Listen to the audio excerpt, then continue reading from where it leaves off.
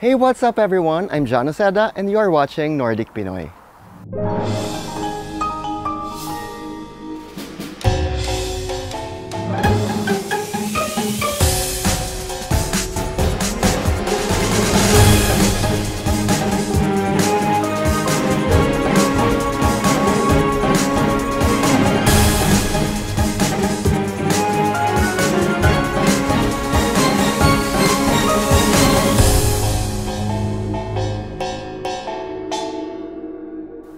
Welcome back to Nordic Pinoy. Thank you again for tuning into this channel. If you haven't seen the first episode, please watch it so you have an overview of what this show is all about.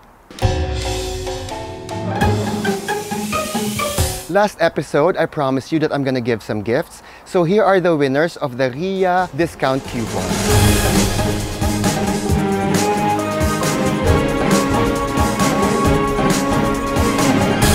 If you want to win the SaladMaster surprise gift and the Balikbayan box from FB Connect, please like, subscribe, and comment below. I want to talk about the languages we're gonna use in this channel. The main language will be in English, pero pag nagsalita po ako ng Tagalog, meron naman pong subtitles na English o visyas na Kernosh, blir also texted po Engelsk. So please make sure that the subtitle functionality is turned on. The Ambassador of the Philippines to Norway, Her Excellency Jocelyn Batoon-Garcia, was so kind to spend a day with us in Oslo. Let's watch this. Okay, let's go, John. Let's go for a long walk.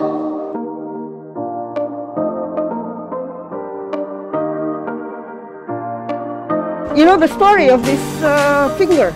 No? Oh, shoots. Ano, mag-ano ka? Ikaw ang tututuhan mo ako. What have you learned?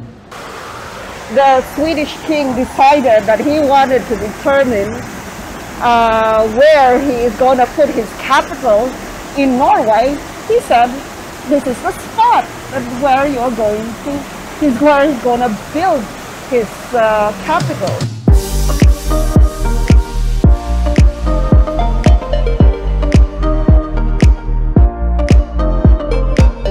So where are we going now? Let's go to the old part of Oslo. I am reminded of this place of Intramuros. Oh yeah. So that is why I wanted to bring you there. Okay. Let's go to Akershus. That's the old port, as you know. Akershus Festning. Yes. Because that's an area that seems, as I said, it really reminds me of Intramuros. Before coming to Norway, Amba, have you been to Norway before? I came to Norway once before I came here on a mission, but I came during the height of winter, so it's very, very cold. But I decided that I was going to see the Akershus.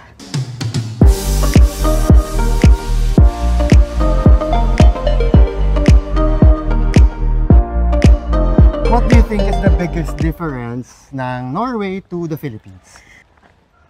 In many ways, Norway and the Philippines are very similar. There are many islands, many mountains, many waterways. But Norway is more prosperous because of its oil. We don't have that much oil. We have only a little bit. Not yet. We haven't discovered it yet.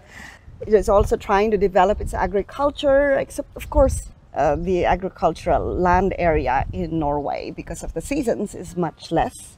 We are still in the Philippines basically an agricultural country, although more than 50% of our exports are actually no, they're not agriculture. They are no, most of them are spare parts. Okay. Manufactured products. So contrary to the general impression that we export mostly agricultural products, actually no. About 51% of our exports are industrial products, mostly spare parts of various machinery and things like that. We do, however, export also agricultural products, like to Norway, we export carrageenan. You know, the seaweeds that become part of all your cosmetic products. That's So what we export that to Norway? We export that to Norway. Are there other things that we export to Norway? Some fishery products, but our balance of trade is in favor of Norway. They export a lot of salmon and cod, but mostly salmon products and a few other industrial products. The cost of salmon in the Philippines is about the same, or if not a little cheaper than the cost here. Partly because labor in the Philippines is cheaper, and that is actually our advantage. And that's why we encourage investments to the Philippines, because it's much cheaper, despite the fact that we have very, very technically proficient workers and laborers and managers. They get paid lower rates than in Norway. Partly because, as you know, the standard of living here is much higher. Therefore, it is more costly. Also, your taxes are very high. Before the opening of the Philippine Embassy in Stockholm and Philippine Embassy in Copenhagen, you've been the ambassador of the whole of Nordics. Which country tayo mas close, mas yung ties natin sa mga Nordic countries? Actually, our ties with the Nordic countries are quite good. We have had diplomatic relations since the 40s with all of them. We opened the diplomatic posts first in Sweden, in Stockholm, and then we opened in Oslo and later in Helsinki. But when times became a little difficult, Sweden closed its post, and we, like them, were forced to close our 2 embassies, and we kept our embassy in Norway. But with the situation having improved financially for us, we are now happy to say that in January of 2019, we were able to open a post in Copenhagen. And in May 15 this year, we opened a post in Stockholm. And Finland is about to open its embassy this year. Oh, really? Yes. Okay. In terms of relations, we've had very good relations with all the Nordic countries. And with Norway, we have special interests because of the 25,000 seafarers on board Norwegian vessels, either flagged or owned by Norwegians. So that's 25,000. That's about 10% of the world seafaring community. They are also very good at cooperating with us in terms of our peace building mechanisms. They have been supporting our peace initiatives with the CPP-NPA for quite a while. They're also supporting the Bangsamoro program of the government, and of course they had been part of the international monitoring mechanism for peace with the Muslims. So we've maintained very good relations, actually, with all countries. So, you know, if you look out there, it's like looking out from Fort Santiago into Manila Bay. Of course, you first see Pasig and then a little beyond. So there is a certain similarity. And that's one of the reasons why I like to come to walk in Akershus, because it reminds me of home. I'd like to have a look and show you the Opera House and how it reminds me of the CCP. Okay. CCP, okay. Yes, the Cultural Center of the Philippines.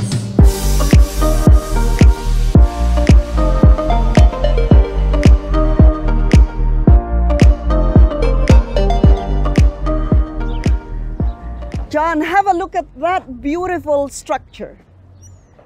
That's the iconic modern building in Oslo. Doesn't it remind you of the time when the Cultural Center of the Philippines was the sole structure on Manila Bay, when it dominated like a modern, a very contemporary architecture?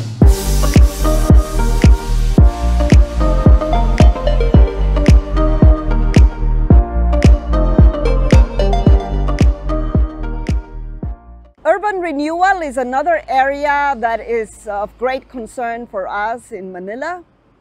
There is a new city we call the Global City. It's actually the old Fort Bonifacio, which has been developed and somehow looks or resembles this area. I hope one of these days you can go and visit.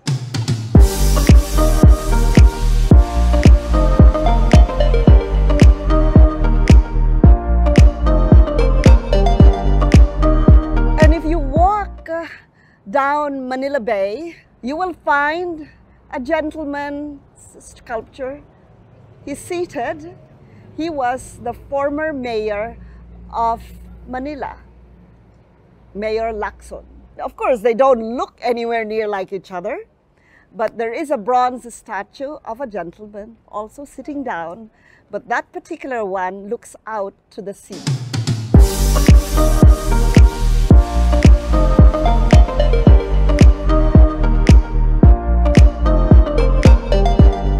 I am now in front of the Stortinget, the Norwegian Parliament. Norway has a constitutional monarchy with His Majesty King Harald V as the king and head of state.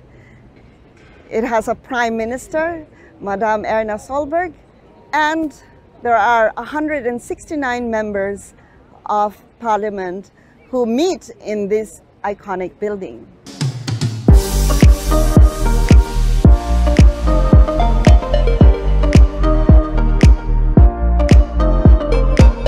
We have now reached the end of our nice long walk. We end at the palace of His Majesty King Harald V. This is where all ambassadors like me present our credentials to His Majesty.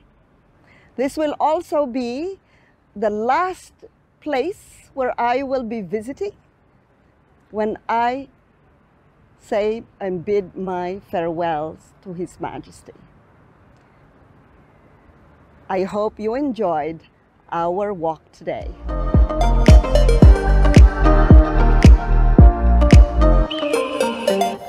If you like that video, please give it a thumbs up and I will surely appreciate it.